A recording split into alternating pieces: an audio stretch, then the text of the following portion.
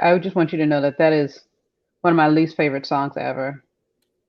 I want to know what love is. I think what and bothers I me more want than you anything to is when these, show it. you know the That song is words. dope. I It's not want you dope. to show me.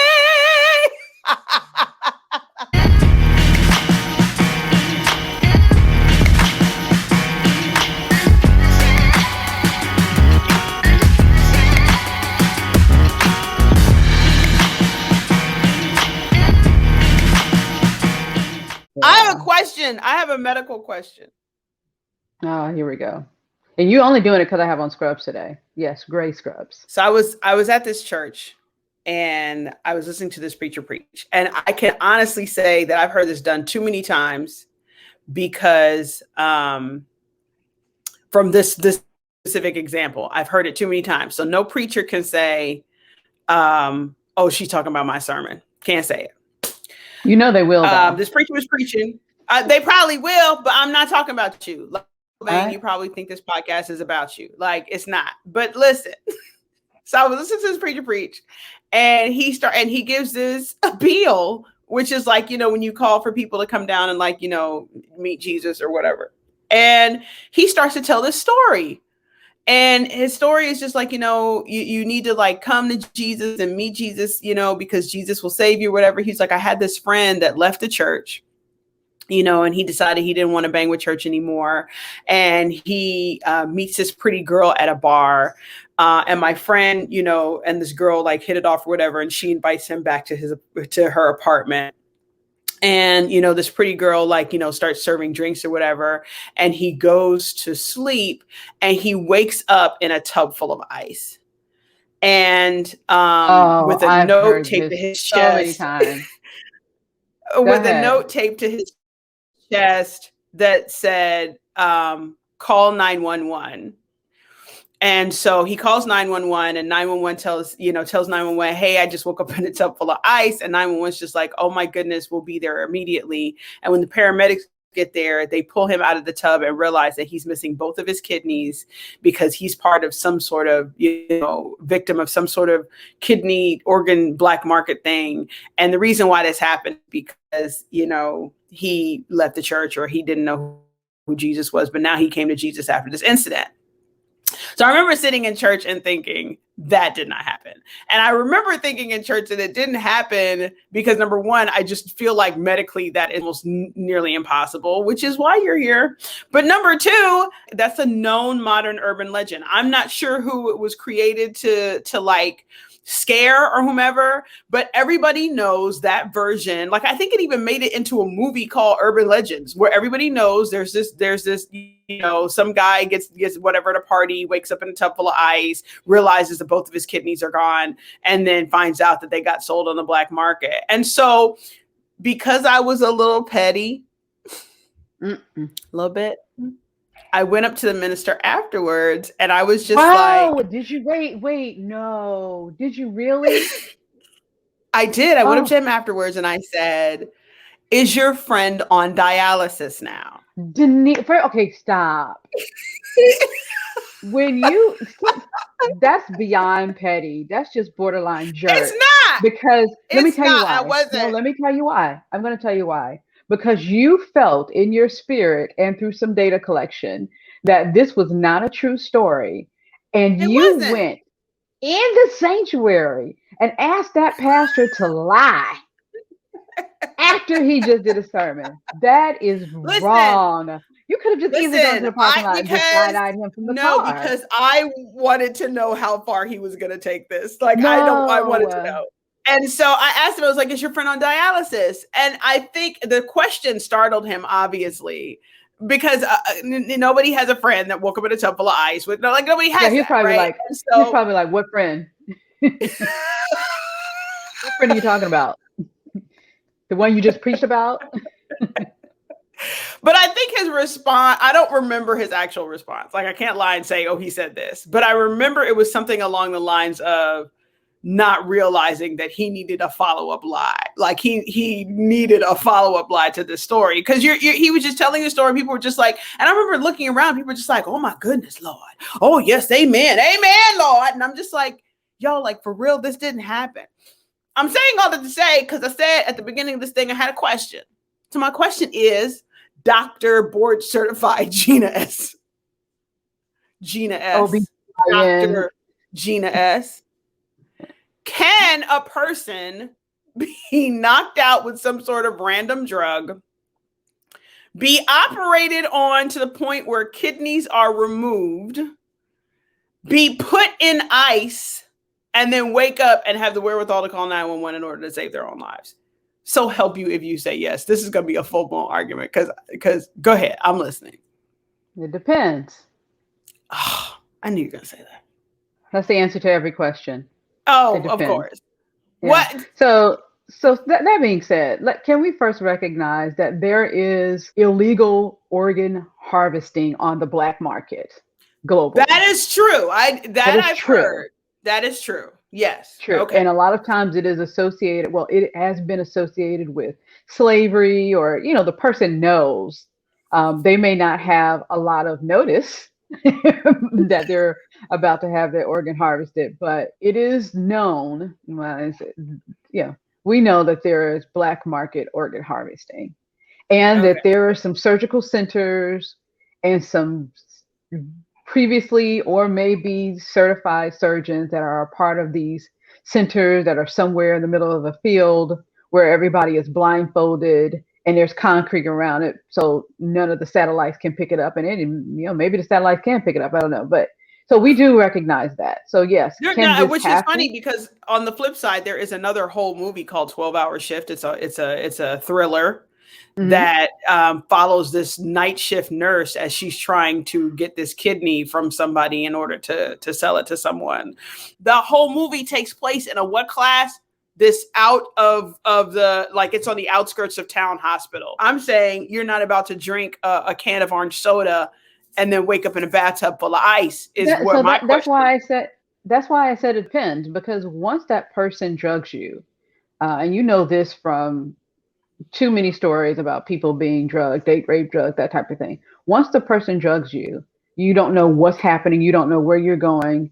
They feasibly, and I'm not trying to assess the validity of or confirm the validity of any urban legend, but technically, if I drug you with a drink or put something in your drink, I could take you to some sort of surgical center or offshoot hospital, give you more appropriate drugs to completely put you under so that I could do surgery on you, take you into the recovery so that you are quasi-awakened, or in, I guess, the phase 1 recovery, put you back in the car and send you back to the hotel, fill the tub full of ice.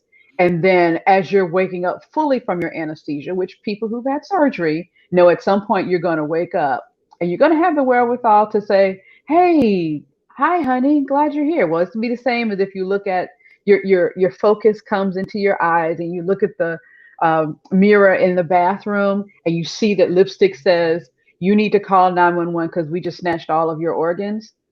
Yeah, I mean,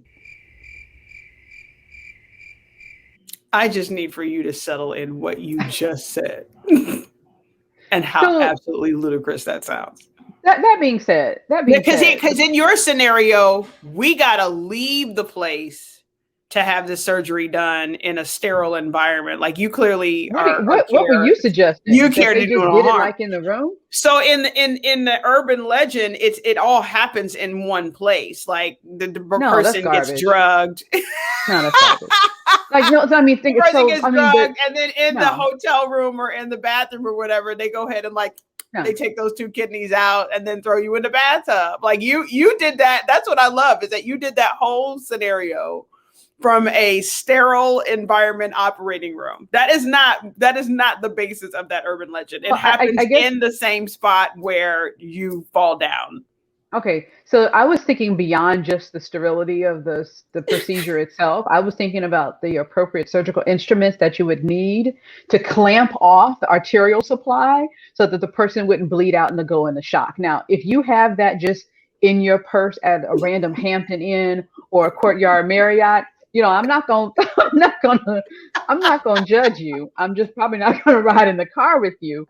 But no, I mean, think about it. Like, there's more than it being sterile. I mean, you have to have the appropriate instruments, you have to have suction, you have to have lighting, you have to have IV access. I mean, how does the person not like, no, that's not what I understood the urban legend. I just knew that they woke up and because didn't have kidneys. let's be honest, in the organ harvesting world where it actually is a thing that happens, they're not thinking of preservation Patient of life. safety and quality. They're not. There's no preservation of life. So the fact that in the urban legend, the preservation of life piece is just like, we want to put you in. So can we break it down a little bit? Like, where does the ice come in? Like, why is a person waking up in a tub of ice? Is my question. So in the urban legend, I think their thing is, if we put them in ice, put them in like a hypothermic state where the circulation could slow down, maybe it's going to slow down the bleeding, which now that I just think about it, that's completely ridiculous because these are major arteries that we're talking about. And of course, my mind is in the surgery of all of the time that there was a major artery involved. Like, did they leave the clamp line? Like, I need more information about this person in the ice tub of ice before I can comment. See, that's the thing, Danita. is like, that again, this is why it's a fake story. I think that people, let's just say, for instance, that maybe something along these lines happened. I'm sure it didn't happen this way. Urban legends are loosely based on stories that have been told to people, or maybe even like actual, I don't know if it's actual stuff. But this one was so intriguing to me because I'm just like, the medical piece in there. Like, I feel like all of the physicians in the congregation of this man telling the story should have immediately stood up and been like, liar. Like, I just feel like, he should have been called out on this stuff. And then I was kind of startled because this is like a story I've heard told in church a few times. And I'm just like, everybody can't have the same friend. Can I admit to something really quickly? That you believed it? So I'm going to admit to it, and then after I tell the story, you can determine if you need to delete the story and post. There are so many times. No, there are so many times when I'm in a situation, a non-medical situation, or environment, like, let's say, I don't know, a church, where someone is telling a story and they're not a medical provider and they're telling their version. Mm-hmm. And as soon as they start, there are key words that are said that I'm like, okay, this is probably not going to be accurate. So that being said, I don't know if the healthcare providers got past the whole he was drugged and woke up in the bed. I mean, I don't even know if they heard the whole story to wake up and be like, liar. Like, I don't even know if they may have checked out. Your eyebrow went up. Your eyebrow went up as soon as you're just like, he was drugged and when he woke up in a tub full of ice. Because there's just like the amount of drugged you have to be. Like, I've seen people, like, there's so many things that have to happen in the story, you guys. Like, they have to know his proper weight in order to know how long to put him under. Because I have been in situations, now this is oral surgery, but like, I've heard other stories of people, like, and even with my oral surgery, like, they didn't give me enough knockout gas. And so I woke up in the middle of my oral surgery. Now, I wasn't in pain, but I was just like, hey, y'all. And then all of a sudden, everybody like starts rushing. So in their defense, I don't know, but sometimes, maybe your body metabolized it. It ate up the medication too soon. I don't know. I wasn't there. I'm not an oral surgeon either, so I don't know. And yes, there are some medications that are weight-based, and then there's some that are not. That being said, I think we need, though, I don't want people to not believe urban legends. I don't want people to walk around, slapping drinks out of people's hands when they're at the bar. Because I'm with it. I will be with it to slap a drink. I will slap a drink and grab a plate out of people's hands.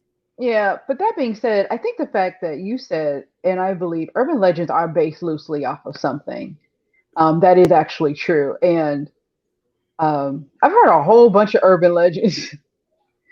Or let me tell you, I hate more than anything to see on social media where it says, "Hey guys, this is happening in your city, and make sure that you pass it along." And then Listen. and you're like, "Wait, this is what?" I don't know. So Especially one the of the one urban where, legends that I hate. Oh, go ahead. No, you oh you no, go. go ahead, go ahead, Wait, go no, no, no, no, ahead. no. You go. I want to hear it. There's one where people, you get out of the car, when you're getting out of the car, or when you unlock your car to actually put stuff in the car, somebody gets in your back seat or something like that. Now, I can see how that could happen, Hmm. but I just feel like if it was happening at a higher frequency, that it would actually be on the news, and there would be someone saying, "Hey, everybody There's going a to guy.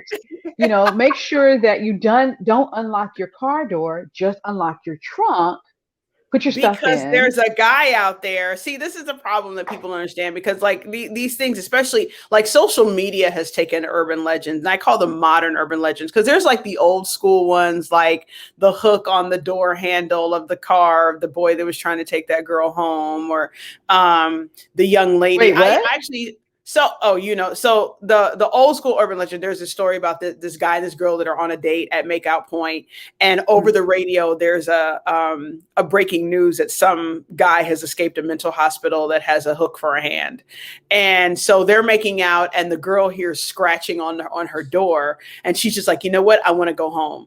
And the guy gets mad. He's like, fine. So he pulls off really fast and gets really, really upset. And they're driving home or whatever. And when he gets to her driveway and he walks around to open her door, there's a bloody hook hanging from her door. That's an urban legend. That's like an old school. That's like an old school urban legend has been told time and time again. There's another one where this truck driver. Wait, first of all, This why is the hook bloody? because he pulled off too fast. Oh, That so they the snapped off his arm yeah, while he was trying to because open up the door? right, exactly. Were they actually close to a psychiatric hospital that had inpatients and the security was unable to catch this person? Okay, so it's an urban legend. No, it's a But lie. there's another one. There's another one where this girl is driving. She gets some gas. She's driving, and as she's driving, this 18 wheeler or this truck pulls up behind her, and he's driving. He turns on his high beams, I've heard and that she one. keeps driving. He turns them off. She's driving. He turns on his high beams. She's driving. He turns them off. So then she starts getting really scared because he's like following her, turning on the high beams, turning them off, turning on the high beams. And so finally, when she gets to her house, she jumps out of her car. The truck driver is out in front of her house. He jumps out of her car. And I think depending on which version of the story that you hear, the more modern version is that she's on her cell phone, like this guy is following me, this, that, and the other. So by the time she gets to her house, the police are there. In the old school version, she pulls up to the police station and Right. jumps That's the out one I and is just heard. like, this guy's trying to kill me. And they rip him out of the truck. And he's like, no, you don't want me. You want the guy in her back seat. And then she realizes that the reason why he kept turning on his high beams is because he kept seeing him pop up in the back seat, and he would turn on his high beams.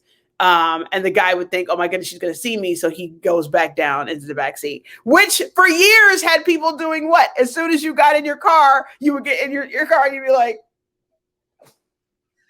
I don't know. I did that yesterday.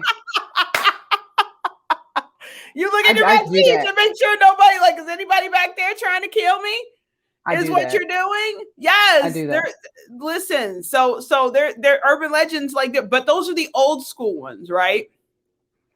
The worst old school urban legend. This is it's just one of the not a lot of Wait, us I just realized.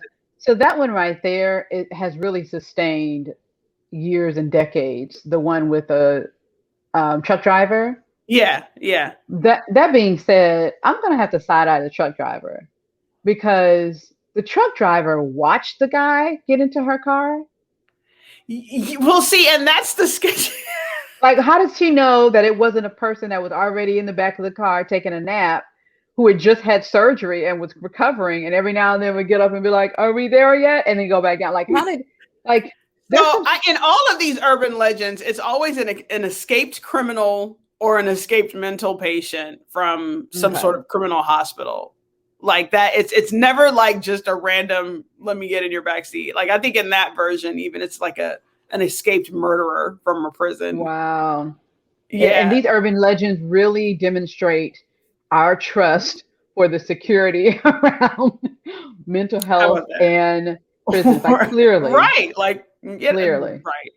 So there, But so anyway, another one of my this is one of my more, it's really gruesome, but unfortunately it's one of my favorite. There is okay, I'm good. There's a guy and a girl, they're driving, their car breaks down. Okay. Mm-hmm. Over the news of the radio, because exposition and all of these stories, it's always a very timely radio, a very timely radio announcement coming through. Mm-hmm. Over there's a radio, there's an announcement about, again, an escaped criminal, murderer, rampage, or whatever. It's always that. Right. And they kind of allude to the fact that the car stopped underneath this tree, right? So the guy is just like, wait. So the couple's car stopped underneath the tree? The couple's car stopped underneath the tree. Okay. Right. The couple's car stopped underneath the tree. So this guy's just like, I'm gonna go to the gas station that I saw, that I know is up ahead. You stay here. And the girl's like, I don't want to be here by myself. Please don't leave me here. He's like, you know what? I tell you what, lay down on the floor in the back seat. Here's some blankets to cover yourself up if you're really, really scared. I'll lock all the doors and I'll leave the keys in the car. And she's like, okay, bet. And then she's like, well, how will I know it's you? And he said, I'll knock on the hood of the car. I'll knock on the roof of the car 3 times. 1, 2, 3. So she's like, so wait. So he was, I'm sorry, I checked out for a second. So he was leaving to go and get gas. He's leaving to go get help because they really don't know why the car stopped. Oh, okay. So and it's nighttime. It's nighttime. They're parked under a tree. Yeah. They don't have cell phones or AAA. No, because this is prior to the mobile age. Yes. And are we close to an exit, or like? He knows that the gas station is, quote, just up ahead. But usually in stories like this, you can't see it. You just know it's close. Okay. So I feel like this is our actual movie, but go ahead. So no, it's not actually. It'd be an amazing movie. So she lays down in the back seat. She covers herself up with blankets, and she waits and waits and waits a long time. And finally, she starts to hear thumping on the roof. But she remembers that he said, I'm going to knock 3 times. So it's like the thumping is like da-da-da, da-da-da, da-da, da-da. It's just like every so often it'll go da-da-da, da-da-da, da-da, da-da, da-da-da, da-da-da, da-da-da. And so she's like, no, this is somebody's trying to kill me, this, that, and the other, blah, blah, blah. So she doesn't do anything. So finally, when she gets really, really scared, she hears a police intercom say, is there anyone in the car? So she raises her head up and is looking into the headlights of a police car. They were just like, slowly get out of the car, walk towards us, but don't turn around. So she gets out of the car. She starts walking towards them, and she doesn't turn around. But then at the very last minute, she straight lot swipes it, and she turns around, and it's her boyfriend hanging from the tree. And the thumping she heard was from his feet hitting the top of the roof. So he was knocking 3 times. He wasn't knocking 3 times. He was struggling. The issue is that it was the murderer that apparently found the boyfriend, for whatever reason, dragged him back to the car and then hung him above the car. But the girlfriend was safe because she was hiding in the backseat. Urban legend. All right. So let me tell you something. If this is all the information I'm going to get from this story, I think it's a stupid story and it's not believable. Number one, I don't know where the murderer found old boy, but on the way to the gas station. Okay, but I don't know where. Just 0.2 miles to the gas station. Is it 0.4 miles? Like, I don't know where. But anyway, he brought him all the way back. Yeah. She did not hear conversation or screaming or yelling or the murderer himself having to stand on to, like, you would have heard footsteps, you would have heard all kind of things, not just struggling. I'm sure, like, you would have heard him hoisting the rope about, like, there would have been a lot happening in that. But I would have peeked. Legend's sake, see, and that's how people die, like that. Because I'm throwing those hands. No, because let me tell you something. Me or the murderer, both of us, we're going out. because what you're not going to do is try to kill my boyfriend. Like, that's not happening. Like, you're going to kill us both, or you're going to get got. Like, But that's see, but not happening. those urban legends, like those are ones that are like, those are audibly told. Like those are stories that have followed, like those are around the campfire kind of stories, you know, where people tell them and it's supposed to like spook you or whatever. These new urban legends, I think, that have shown up via meme on social media, like the ones you're talking about, where people will be like, you know, I remember there was one going around one Christmas where a girl is selling perfume in the parking lot of some grocery store. And when she gives you a card and you sniff the perfume, again, you wake up in a tub full of ice. And I'm just like, first of all, like in a busy parking lot, like that's how, like, how does a person get you from sniffing a card, you passing out, to you getting kidnapped? And there's another one where people will put something on your windshield, and when you get out to get it, that's when they grab you and take you in the van. They don't grab you while you're getting in the car. They wait for you to they get wait into until the you car. get back out of the car. And I don't know if anybody else does this, but if I see something on my windshield, I'm gonna have like my, you know how you do that straddle thing where you kind of get out of the car and like one foot is in the car, one hand is on the steering wheel, and you're leaning around to kind of reach the, like, I don't fully get out of my car and close the door and then get whatever's off the windshield. I will look at the windshield prior to getting into the car. I do that too. And if I see it after I've gotten in the car, I turn on my windshield wipers. Because what I'm not going to do is get got by the nondescript van that's waiting on me. Listen, but it scares people. But the newest one that infuriates me is the one that they have that they base it off of people's fear of child trafficking, which is a very serious thing. But the way I hate it is that somebody will say, and it's always somebody's friend, my friend or my friend of a friend the other day was in the park with her daughter.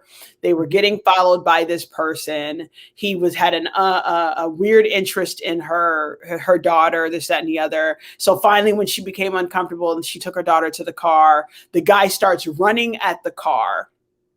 And then she has the wherewithal to drive away. And then later on in the news, they hear that human trafficking has been a thing. Here's my issue with that. In every one of those scenarios, like one time I saw it happen in IKEA. One time somebody said it about a person that was even here in our city. And my whole thing is this.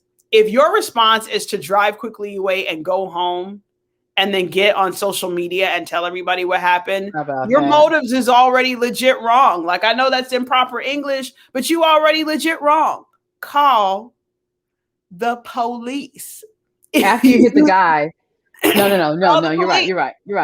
Call the police. Call the police. Like, call the police. If you think you are in immediate danger of being kidnapped or kidney stolen or heart harvested, like, I don't know what's going on in your head, or somebody trying to take your babies, call 911. Do not go home and be like, whoo, dodge that bullet, and then get on social media and tell everybody about it.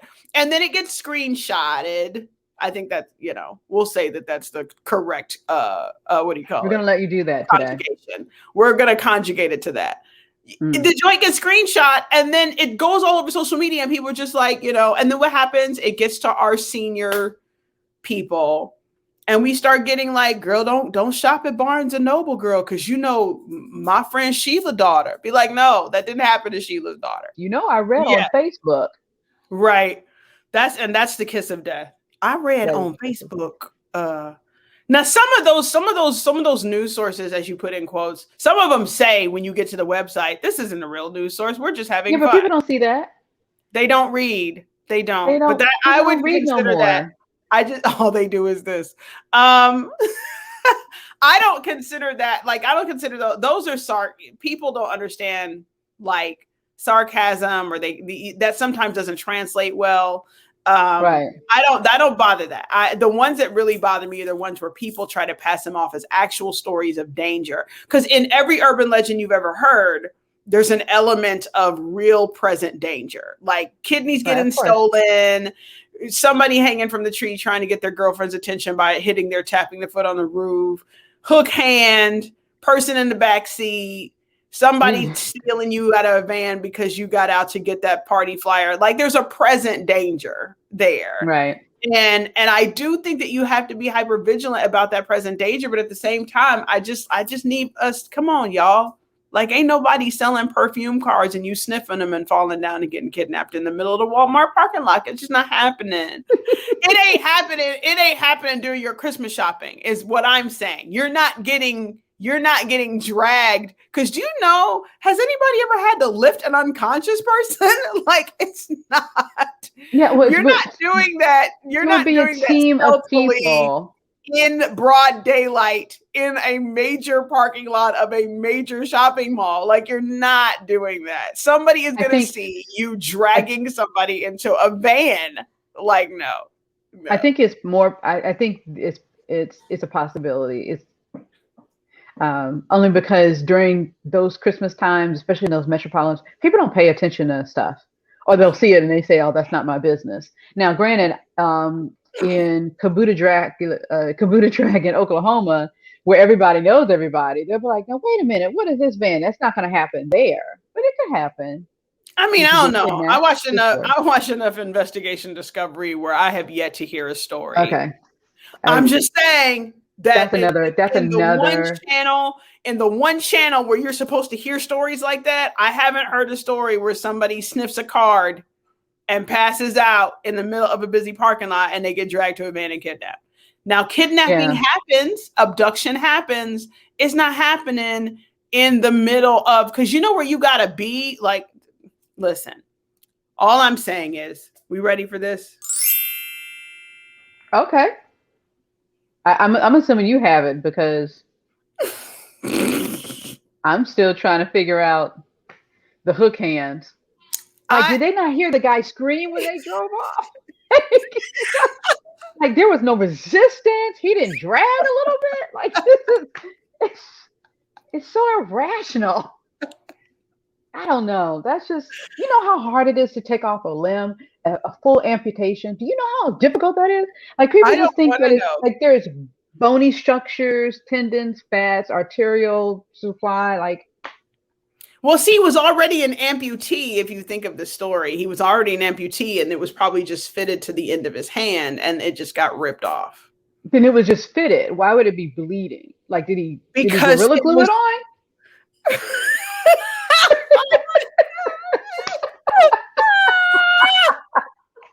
Okay, I'm done with this show. Seed of substance.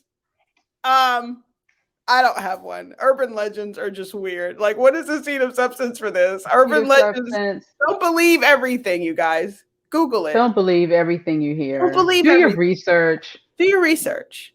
I think that's probably and stay hypervigilant. I feel like that's do like your research, stay hypervigilant, and call 911. And call 911. Call 911. Call 911, you guys. And stop drinking stuff at bars by random people that you don't. Girl, there's too many seeds of. Where's my water? There's too many seeds of substance.